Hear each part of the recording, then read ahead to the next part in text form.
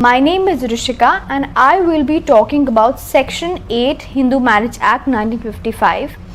I shall be taking this video in Hindi so that everybody understands this.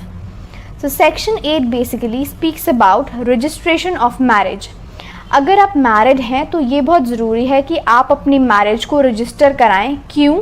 क्योंकि this will help you in future. ये आपको future में help करेगा कि अगर इन फ्यूचर कोई भी डिस्प्यूट्स अराइज होते हैं हस्बैंड वाइफ के बीच में तो और फिर अगर आपको कोर्ट के पास जाना पड़ गया तो आप कोर्ट को कैसे प्रूव करेंगे कि आपकी शादी हुई थी. ये आप इतने सालों से शादी मैरिड कपल जी रहे हैं एक साथ, तो इन सब चीज़ों को प्रूव करने के लिए बहुत ज़रूरी है कि आप अपनी मैरिज को रजिस्टर्ड करवाएं. एक बहुत ही इम्पॉर्टेंट केस था सीमा वर्सेस अश्विनी का, जहाँ पे बहुत सारी चीज़ें हमें बताई गई कि क्या क्या चीज़ों से फ़र्क पड़ेगा, क्या क्या चीज़ें इम्प्रूव होंगी, क्या क्या हमें बेनिफिट्स मिलेंगे अगर हम अपनी मैरिज को रजिस्टर्ड करवाते हैं. तो सबसे पहले तो बात यही आ गई कि अगर आप अपनी मैरिज को रजिस्टर करवाएंगे तो ये पता चल जाएगा कि जिन दोनों कपल्स की शादी हो रही है वो दोनों माइनर नहीं है. उनकी एज 18 साल से ऊपर है लड़की की और लड़के की एज 21 ईयर्स से ऊपर है. तो चाइल्ड मैरिज को ये प्रिवेंट करेगा.